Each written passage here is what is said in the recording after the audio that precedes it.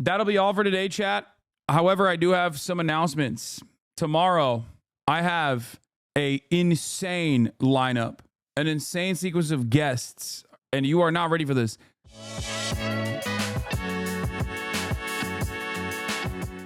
Personal news-wise, I'm just going to go through it really quickly, okay? I'm going to go through it real quickly. What did I do last night? I ended the broadcast, and that's it. I didn't do shit, okay? I had dinner. I watched Dungeon Meshi. Very good show. Passed the f out. Woke up early. Worked out. You guys probably saw hit 255 for one at least, okay? Hit 255 for one. It was push day today. My legs are still shot. I have to put those towels on because like I'm getting plantar fasciitis on my hands. I think it's called like hook hands or something. Old ass man, being 33 years old. But yeah, just a chill guy putting up 255 is not a big deal. That actually technically is not a big deal. It is not a big weight at all. Okay. Unfortunately, but you know, and it's not big historically, but it is the highest is the biggest number I've hit in the last, I would say, in the last couple of years. So the f you mean not a big weight? 255 pounds is not that big of a weight for someone of my size. I am 225 pounds.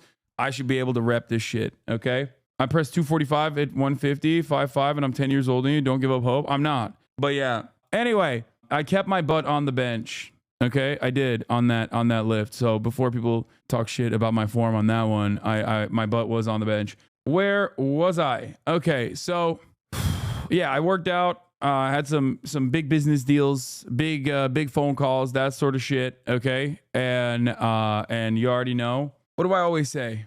Narrative is more important than the truth, and this is yet another clear indication of that. Where there is no reason to investigate any further. Whatever he says goes, and this happens in obviously like even daily silliness that we experience here on this broadcast. Like this has become a not necessarily like a right-wing phenomena, but just like something that happens over and over again from very limited and tiny and rather inconsequential experiences that people have on a day-to-day basis, all the way up to the mother president. That's it. No more live interviews with Trump, only boring clips and analysis like on the HasanAbi broadcast. No, it's just like, it doesn't matter. It just doesn't matter. It doesn't matter. He just straight up lies all the time. And people do it all the time too. Like people just do it against people that they don't like.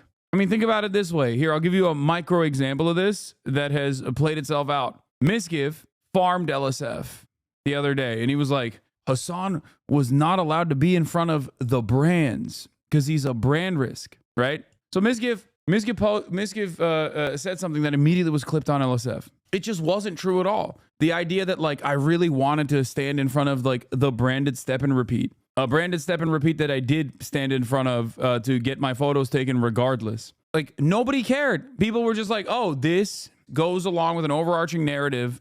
I don't like Hasan, so I'm just going to be like, yeah, this is real. He wanted to really be in front of the step and repeat, and he was desperately trying to be in front of the step and repeat, but like they just wouldn't let him. Okay, something that I didn't even realize at the time was even a concern. Okay, step and repeat is like the red carpet thing that has like all the brand logos and all the advertising logos. What was the reason the crew told you to stay there? I still don't know to this day, like to this very moment, and I did not really investigate it either.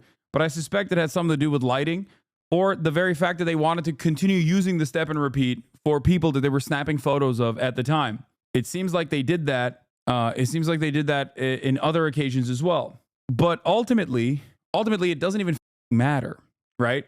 It did not matter at all. It could be for a multitude of reasons, because my outfit was all black. Maybe they, didn't think that it would look good, so they wanted to do it in front of the green shrubbery. It could be because they had kept moving Rom away from the step and repeat over and over again because they wanted him to not take advantage of the step and repeat because people were taking photos on it. But ultimately, it's a relatively inconsequential thing. Okay? Ironic covering coming from Hasan. Nuxtaku covers it best. Oh my God. Ew. Nuxtaku covers it best. You should have a little bit more shame. First of all, be a man. Okay? Number one. If you have your own personal convictions, tell me what it is. Tell me what the issue is, instead of being like, I am going to let another, drama YouTuber make my case for me. You should have your own personal case. But what makes this even funnier is that the person that you are bringing up is like some weirdo with a VTuber avatar. Like, have an independent thought. And even if you're not going to have an independent thought, the very fact that you would point to a guy like this is hilarious. Have some decency, man. The one guy that he pointed to was a VTuber that every other VTuber despises. Anyway, you'll never believe who believed that Mizkif clip and shared it on his podcast today. Let me guess, Ethan Klein, my former podcast co-host, who is dialed in and laser focused on all of the important news stories of the day. Your ex co-host ate that up and his crew was like, I don't think that's true. And he said, there's no other explanation. None whatsoever. So anyway, this is my point. My point is, narrative is more important than the truth. Narrative is more valuable than the truth. It does not matter.